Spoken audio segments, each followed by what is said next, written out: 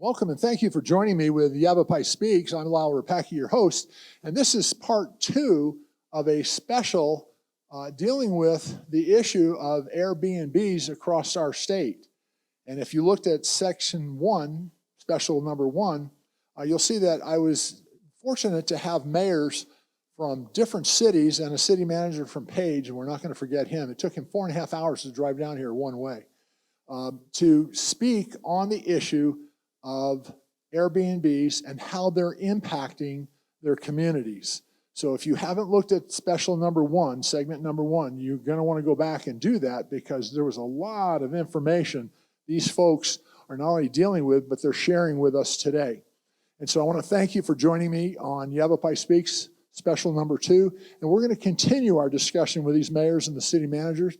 And I want you to know also, and we announced it on special number 1, segment number 1, excuse me, there were other mayors that just couldn't make it at the last minute. They were ready to do it, but city council problems came up, other issues, but they're very tuned in to what we're doing here today, and they will get these links to the shows. So thank you for joining me, and I'm going to ask Senator Mark Fincham, who is the senator from Legislative District 1, which is Yavapai County. Now, most of these mayors are in Yavapai County. We've got Lake Havasu, which is in Mojave County. Who am I losing? Your Gila, right? And Coconino. Yeah, Coconino County. But Senator Fincham has been involved with this issue for a little while. And he's here today, and I snagged him and asked him. He just got out of the legislature an hour or so ago, and he ran up here, drove up here. And so, Senator, if you would join me for a few minutes. And I'm going to ask him. He's been listening to special number 1, and so he's heard the mayors and the city managers. Let me ask you, Senator, no trick questions, but how has this impacted you thus far? I mean, you've heard a lot of stuff from these mayors and the city manager. I'll give you a microphone. See, you're not on. There we go. Testing. You're on. So you never learned the lesson, never give a politician a microphone. I thought about it as though I was giving it to you. So going back, pushing the Wayback Machine, not so way back, but 2015, I and my now colleague in the Senate, Senator John Kavanaugh, we both predicted what was going to happen, and that's why we voted against the very bill that took away the zoning authority from local government. You know, VRBO is supposed to stand for vacation rental by owner, which kind of gives you the idea that this is just, you know, I'm only going to be here 6 months, so I'll rent my house out once in a while, and yeah, okay. So it is a private property right, and there is nobody who is more fierce about protecting private property rights than myself at the Capitol. But I think what people forget, who say, this is my right to do this. Okay, there is also a bundle, you got a bundle of rights. There's also a bundle of responsibilities that go with it. The same is true for the Constitution. We all have the right to free speech, but we don't have the right to abuse that speech. For example, yelling FIRE in a crowded auditorium, okay? That's a responsibility that goes with the right. So the same is true with property rights. And one of the issues that we've run into is we now see, I think, the full manifestation of what Senator Kavanaugh and I predicted, and that is the degradation of neighborhood fabric. That is, you have a neighborhood of 20 homes that were owner occupants. Now all of a sudden it's 15, 10, 7. What's happening is it's distorting home prices. It's distorting the availability of homes. In fact, one of the statistics I heard up here while I was sitting listening to the back and forth was, you know, you went from 1.75 occupants to 7 non-occupants.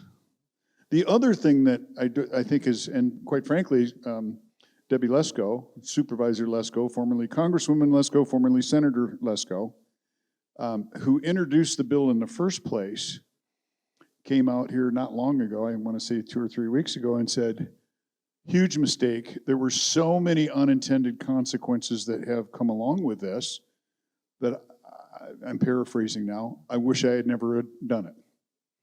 Well, now this thing has kind of grown a life of its own. And, you know, as a former realtor, I understand the argument that this is a property right and all that, and the realtors are dead set against any kind of regulation on VRBOs. But they're also, once again, forgetting the bundle of responsibilities.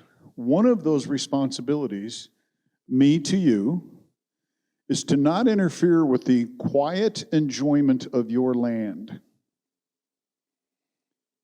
Now, it sounds very general, and it is by nature. But that's what we see now. The other issue that we've got that I don't think people fully understand is something called apportionment.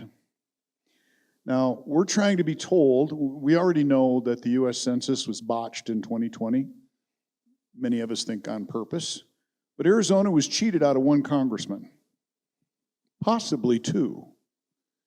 And while they're building homes and apartments at breakneck speed all around the state,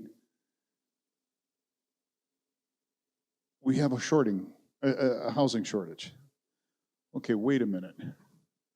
Those 2 things don't come together ordinarily.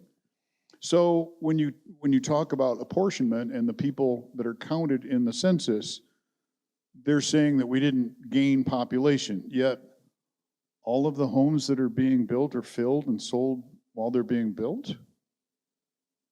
That doesn't make sense. So we have some distortion in the real estate market. We also now have a situation where firefighters, police officers, sheriff's deputies, EMS workers, in fact, even hospital workers, cannot find a place to live. They can't even find it. It took me 1.5 years to find the place that I wanted to live in. So I had to rent something that was not quite what I wanted, but I was patient. The problem is, that's rare. We've got a lot of people. You go out onto, for example, Zillow right now, if you may find 4, 5, 10 properties that are listed, but when you contact the agent, oh, sorry, it's already been rented, already been sold, already under contract. So the housing market right now, despite what people might think, is pretty darn tight. So we've got an apportionment issue, which means that's residents, not visitors, but residents. I believe Mayor Jablow spoken to 14,000 residents in Sedona.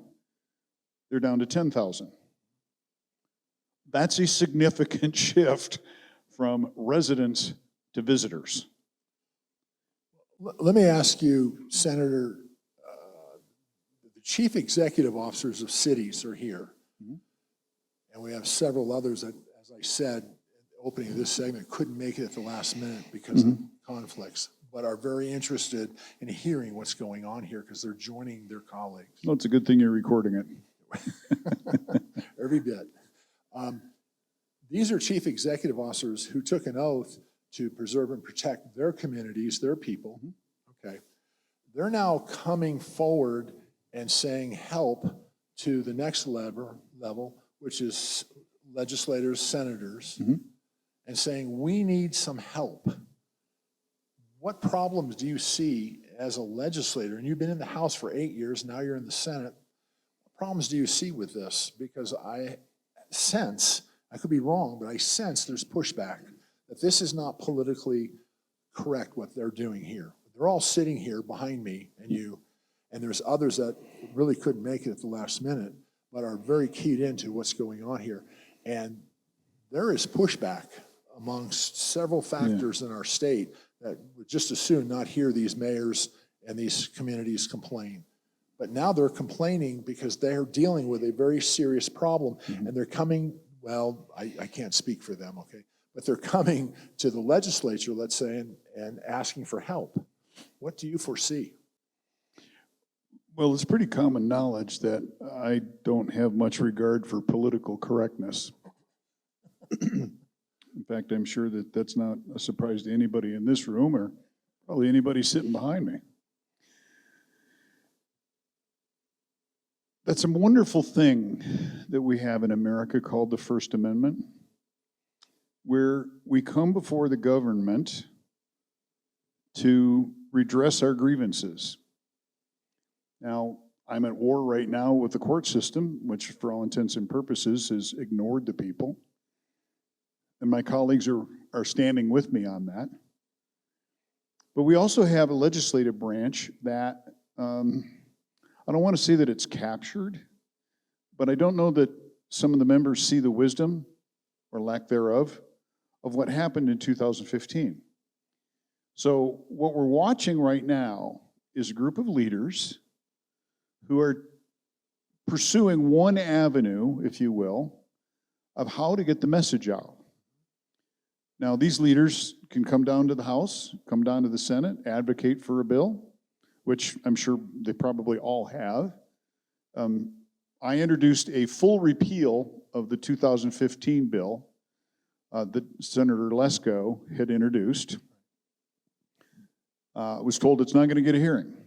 So it became what's called a vehicle bill. We transitioned it to something else because if it's not going to get a hearing, it's just going to sit there and die. There is other legislation that we can address where the body will have, when I say the body, I'm talking about the body of members that they will contemplate and debate. Representative Bliss, for her part, on the House side of the plaza, has introduced a different kind of approach. I do not know what the status of that is. Mine was full repeal. Hers apparently was an adjustment in the law. Those are each different ways to approach the same problem. But now we've got a group of individuals, and frankly, if the community writ large, for example, Mayor Diablo's community, if they really want action, my challenge to them is have your happy butt in a seat here. Because if you're not going to back him, it makes it look like he's by himself and he's just a whiner. Now, I know that that's not the truth because we met with, I think, a dozen individuals when I came up and met with folks up in Sedona, and they said, hey, we got a lot of people that are up in arms about this.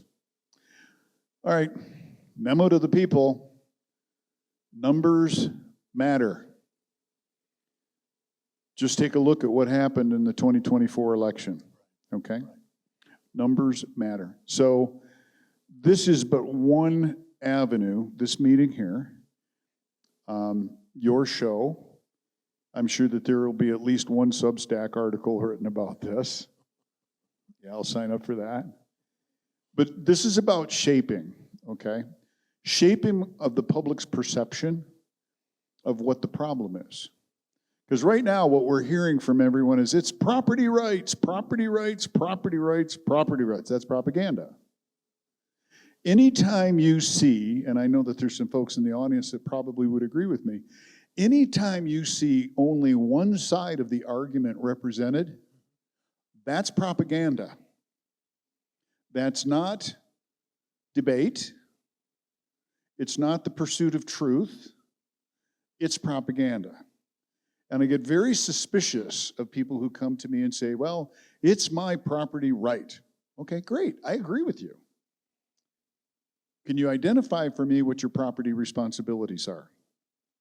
And when they can't, or they look at me with a blank look, I know that they are now being fed propaganda that is not telling the whole story. Now, I'm kind of surprised that the realtors appear to be a hard no on any kind of zoning that has anything to do with VRBOs. Here's where I see this going on the long horizon.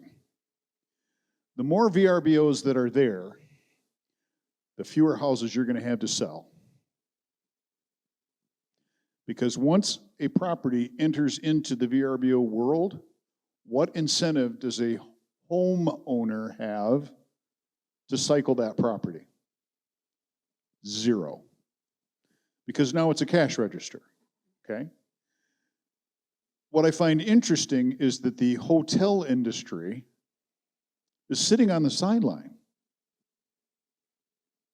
You would think that they would have an interest in saying, hey, you're cannibalizing the people that would be using our hotel and facilities. Now, what I don't want to do is include bed and breakfasts in with VRBOs, because two very different things. A bed and breakfast is where the person who lives there is there. It's their home.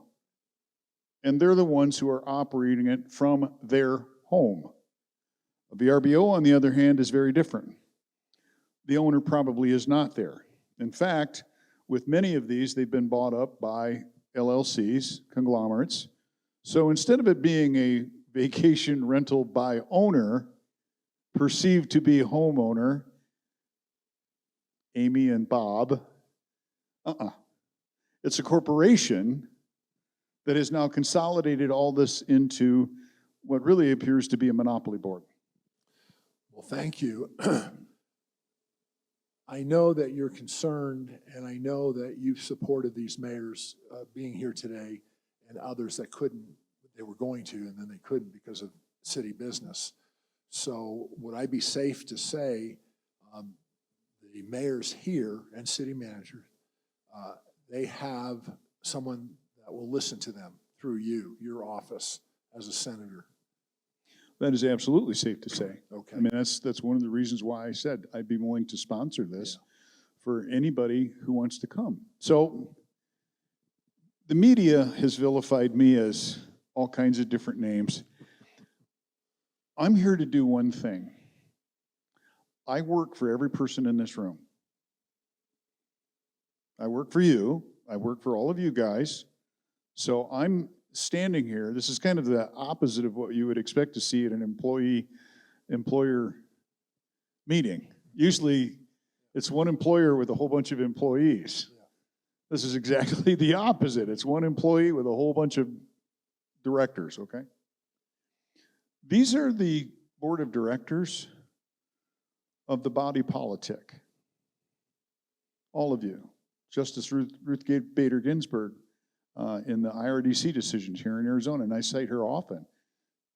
Yeah, she's a Democrat, and she was a little bit out there in my view, but she was right. She said that the people are the ultimate legislature. Okay, so let's walk through that for a second. If the legislature isn't listening, the super legislature needs to speak up. Well, typically we have that with elections. But elections aren't a one and done thing. This stage, this event, is intended to stir debate. Something that we really have lost in the American political experience. Correct. You know, you elect somebody and it's like, okay, I can go do something else now. No. We are now returning to a place where we are going to have aggressive oversight. If you don't believe me, look at the news about the U.S. Treasury.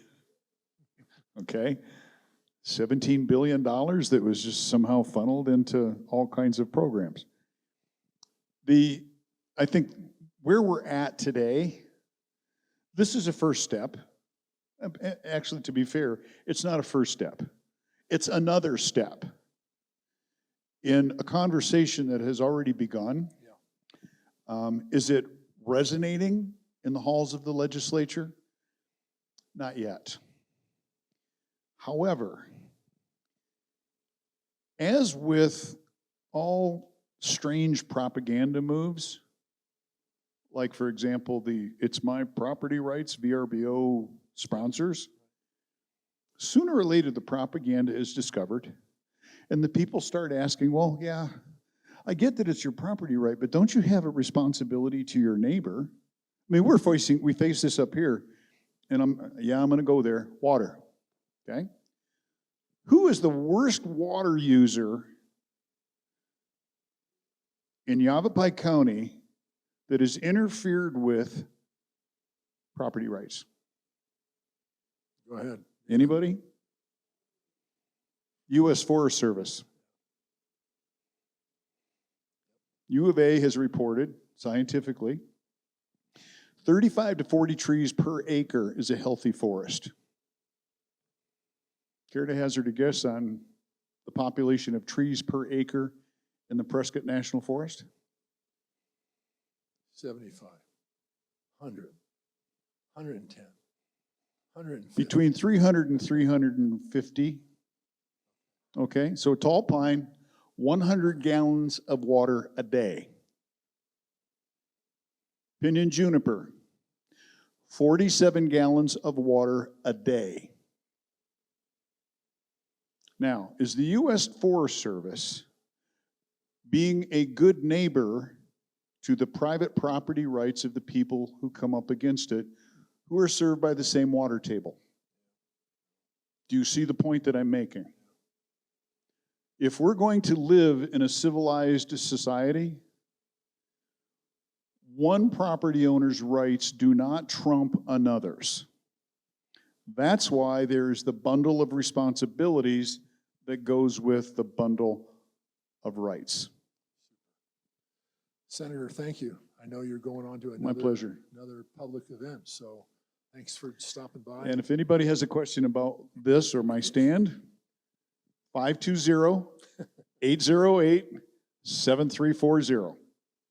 Thank you. Thank you.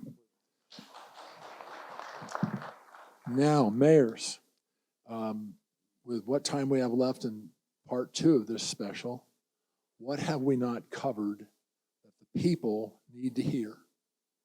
Any hands raised? How come your hand's always raised when I... Food. Oh, that comes later, Okay. Mayor. Okay, go ahead, Mayor. So something I think I'd like to ask the mayors and the manager that are here, do any of your communities have mobile home parks? Right? Well, that's the next thing that the Goldwater Institute is coming for. We have 2 mobile home parks in Sedona. They were privately owned.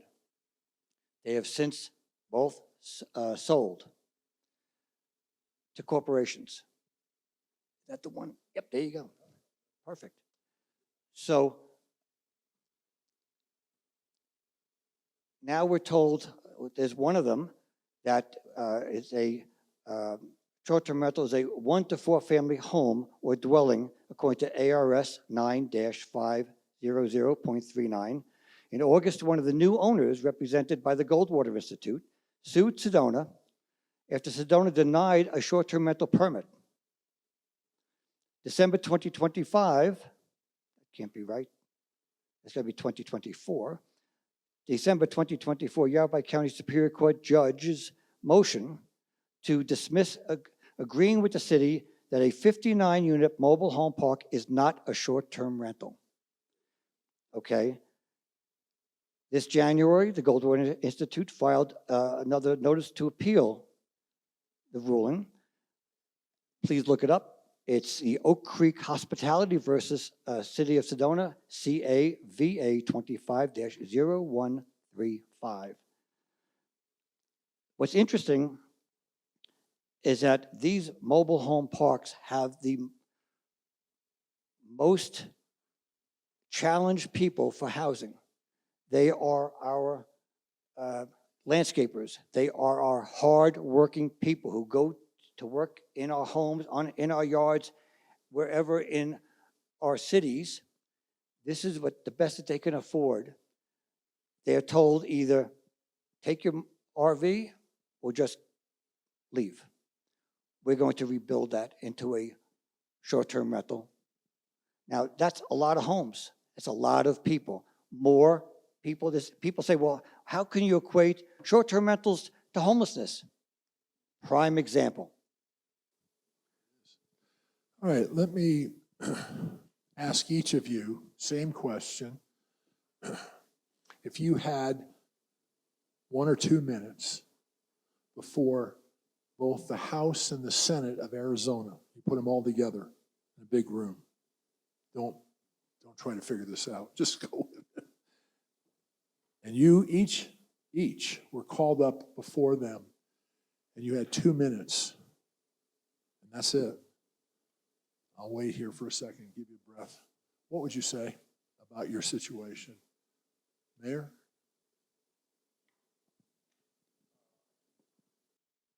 Son? So I believe I would talk a little bit because I hear the private property rights thing, and I am a conservative Republican, have been all my life, and I believe in private property rights. But I also believe that when your private property rights start to harm your neighbors or your community, there needs to be something done to stop that. We have that in my community very badly. We have got to put a stop to the sheer number of short-term rentals and do it sooner rather than later, because this problem is growing every month and every year in Williams. And if we don't put a stop now, it'll take years to correct it. So I would say to the legislature, please give us some relief, please listen. And if you don't want to do it in the large communities, help those of us here that are talking that our schools are affected, our firefighters and our police are living in RVs. We need help.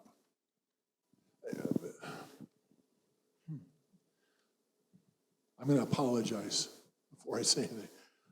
I'm not being argumentative, but at my 7th grade level, what I'm hearing you say, and actually I've heard all of you, but what I hear you say is that you are having a borderline, maybe I'm being a little theatrical, emergency in your community that as mayor you're seeing, and you're the chief executive officer, and you're trying to find firemen, nurses, teachers, and it's not working because you have no place to put them. You have no place to house them. Well, I believe that is an emergency, and all of us have that to some extent. Yeah. The real emergency in my community is the loss of our HUD Section 8 housing program. Okay. The loss of those homes that are never going to be available again, it doesn't look like, to a Section 8, a person that needs that. And that is the working class family or the poor that can't have another home. And we've lost close to 75% of ours, and we've lost the ability to keep that program because we also lost the money that went with them from HUD to run that program. That's the emergency in my community. Okay, thank you. Same question, Mayor. You have 2 minutes. You're before the Senate and the House, all of them. Okay? Bringing up the trailer parks, boy, that is a whole nother can of worms for us, because residents there are they're the bottom of our workforce. They're they're the housekeepers, they're the yards people, I mean, everything. And we have people getting put out of the trailer parks because their mobile homes are aging out. And the parks are saying, if your home is older than X number of years, you've got to move it and you've got to leave. We've got a crisis in Payson because we have a number of mobile home parks, and a number of people are being displaced because they have an older trailer. They can't find any place to put that trailer. That's as big a problem for us as workforce housing, because now we have people in a home, and yeah, it's an older mobile home, but we've got some very nice, well-maintained old trailer parks, and responsible people living there, and they're being displaced, and they can't afford a brand new trailer. They have no place to take their old trailer. There's no way to dispose of it. They're caught between a rock and a hard place, and they're being put out on the streets because of that. Mayor Sheehy? Yeah, so I would start with, we've been in this now for 10 years. And so it takes the Senate, it takes the House, and it takes the governor to make any of these things happen. So I'd start by saying, thank you for having an opening ear now. In the 10 years, this is the first time we're seeing bipartisan support and on this issue. The governor used some of her time during her State of the State talking about this issue. I mean, these are really monumental things that have occurred on this front that we have never heard in the last 10 years. We've heard private property rights. We've heard that, we've given you the ability to control them. We've heard lots of things, but it's not working. So at least we have the legislature and the governor's office in support of having the discussion, which is fantastic. So I think we start from that part of gratitude, and then we go to let's solve the problem. Again, local control. We need to ensure that cities and towns across the state of Arizona have the ability to manage their communities based on what their community needs. I don't need a Phoenix solution for Lake Havasu City problem, and I don't believe that Phoenix needs a Lake Havasu City solution for Phoenix problem. Super, thank you. Mayor Barber, Jerome? Vacation rentals negatively impact the quality of life for residents in Jerome and damage property values. Nothing that the state blankets Jerome with is good for Jerome. Jerome is so different than Phoenix, so different than all the communities here. To let the people that run and support and volunteer for the individual communities and towns is something that has to happen. We know what's best for our communities. Local control, to take local control back to the communities. Thank you. My, not you yet. I'm telling you, for somebody who didn't offer me dessert in Sedona, I know. My new friend from Page who spent 4.5 hours driving down here. I'm not gonna let that go. Here, I thought I was gonna be last too, see how that goes. No, go ahead. Well, and something came to my mind as the mayors were speaking to, as budget time kicks in, and recruiting and everything. Just being able to compete with the larger communities to bring staff up to go to work in our smaller communities. Our wages in Page for the city has raised 32% in the last 4 years. Council has raised it 8% a year just to keep staff on and to be able to recruit staff. Now, when you go to fire and you go to police, that's a whole nother story. I think without having housing, what happens is we become a training ground.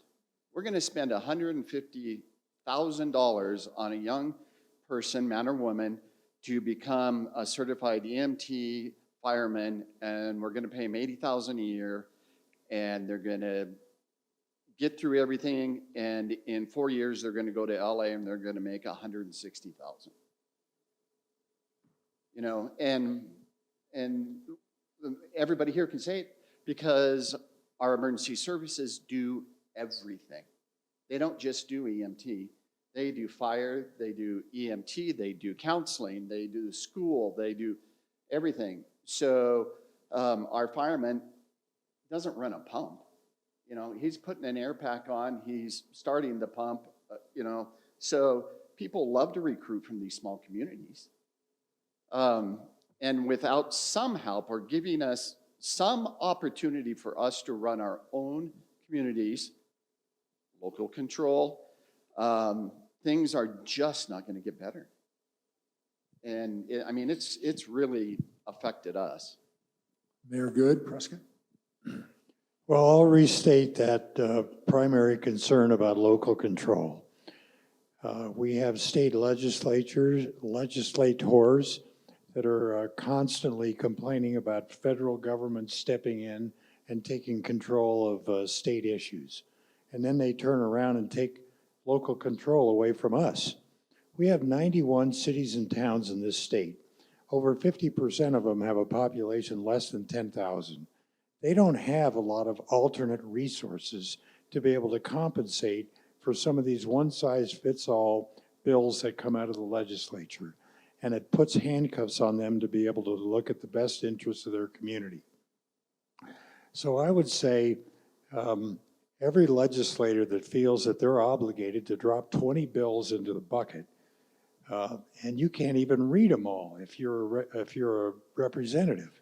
1,600, 1,800 bills, it's just impossible. Why don't you leave us alone and let us manage our own cities?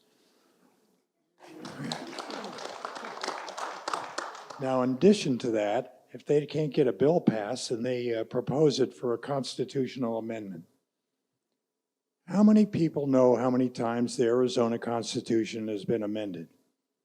Now, we know the US Constitution has only been amended 27 times in 230 some years. We're a little over 100 years old, and our Constitution has been amended 132 times. How many of those amendments have been repealed? Twice. 2 times, and that was because of Prohibition and the Volstead Act. So if it goes into a US or a state constitution, it's going to be there forever. And we find out constantly, not only for state laws that have unintended consequences, but constitutional amendments for our state have unintended consequences too. So I think it's so important that the state representatives and our Senate and the House recognize that and allow us to make the best decisions for our own communities and not any of this one-size-fits-all legislation. Thank you, Mayor Shaw, Cottonwood. Do I get the last word?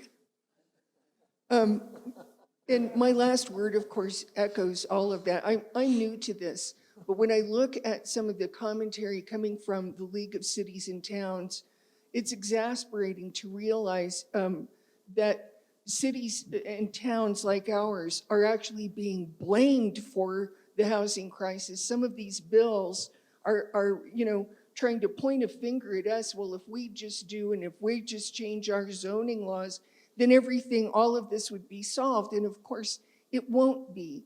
Our cities and towns are subject to the marketplace, just like everything else. And so the problems that come from that are not going to be solved because we change a zoning law here or there. And we have done that. Cottonwood has done that, and I'm sure the other municipalities are looking into all of the possibilities they can to create opportunities for good housing, especially for workforce and affordable housing.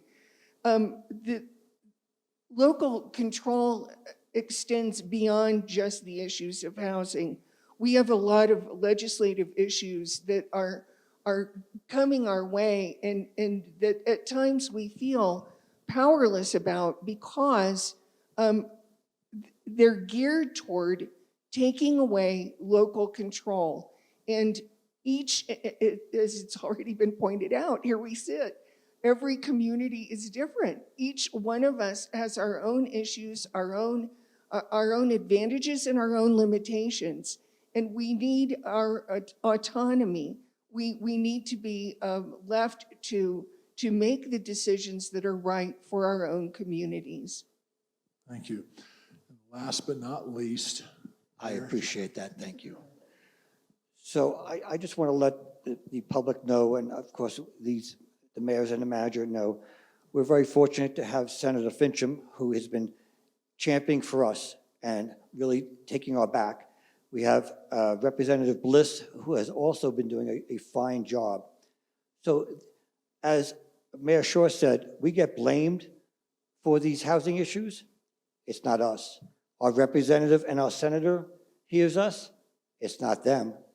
It comes down to the Speaker of the House and the President of the Senate. Listen to our cries. Listen to our residents and our constituents' concerns. This 1350 has been in place with minor adjustments for close to 10 years. It's time to put a pin in it. It's time to look at it, make a change. Whatever's in place will not go away. We all know that. But as it's been said by every one of us up here, we're all unique. We're not Phoenix, we're not Scottsdale. They have their own problems. We have much more severe problems. We need to be heard and listened to. Thank you very much, Dr. Lyle, for doing this event today. We appreciate it. Thank you very much. Mayors, thank you. Thanks for letting me kid you and play with you. I hope I'm allowed back in your communities, but if not, we'll discuss it later. It's really unique to be able to meet elected officials and get to know them. I've been very privileged over 15 years to do that with a lot of elected officials statewide and nationally. And what I find, for the most part, is that when they get into office as chief executive officers, as I said, or in some responsible position, a lot of things change, don't they? Would you guys agree? A lot of things change overnight almost. Not that you were completely oblivious beforehand, but all of a sudden the phone's ringing at midnight or thereabouts, or on Saturday or Christmas Eve or whatever. And it's all sorts of things, and it changes. I think it humbles many elected officials. Now, there's another group, and I'm pontificating here, but it's my show. I think there's another group that get in and they look for their next higher office. They're looking for their next parking place. And I'm fed up with those people. But you folks, I want to thank you in front of everyone. Thanks for responding to this. I had no idea 3, 4, or 2 months ago, the depth of this problem. I had no idea. And as I began to study it, Cal, with you and Scott, we began to study it, we began to look at this thing, it unraveled for me. I mean, page after page of problems that you guys are dealing with that the public didn't really know. And it seemed to me, this is me, that a lot of elected officials didn't want to hear about. And then there were special groups that really didn't want to deal with you. Leave it alone. And yet you're dealing with, like you said today, teachers that can't teach, can't stay, firefighters that have to drive an hour and a half after their shift, and the list goes on. And I just want to thank you for taking time out of your schedules. It's not easy being a mayor. Not that I'm running, although there's discussion about it with Sedona, Prescott, Lake Havasu, and a lot of other places.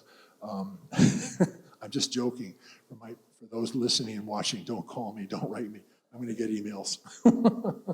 But I want to thank you. It is difficult being a mayor. Mayor Good, you and I have discussed it, and you've helped me behind the scenes. The phone calls you get, the people stopping you at Walmart and other places.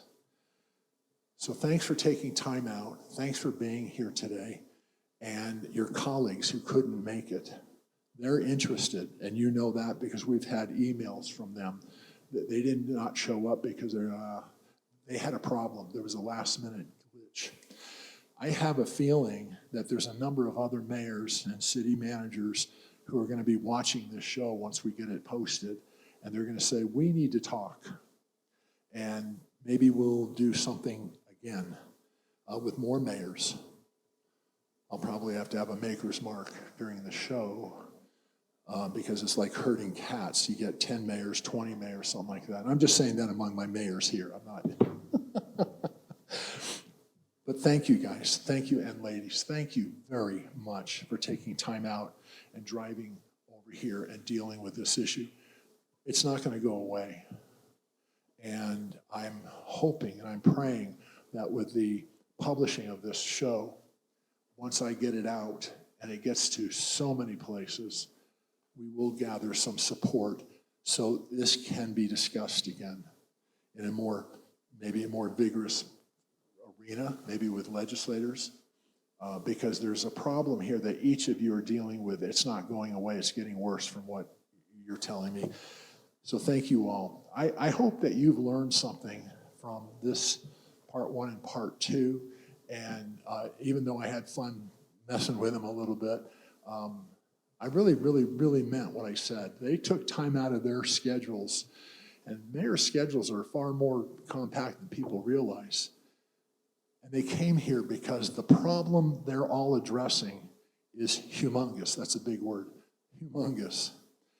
And they're not getting the response that they're hoping they get. So I hope you, my audience, really listened and heard some things that you may not have known before and are unsettling. I know they were unsettling for me. I'm turning my back to my audience, but they were unsettling. You know that. When you guys met and started teaching me, I had no idea that you were dealing with the problems you're dealing with. So thank you for joining us on Yavapai Speaks. I'm Lyle Rapaki, and I look forward to seeing you again.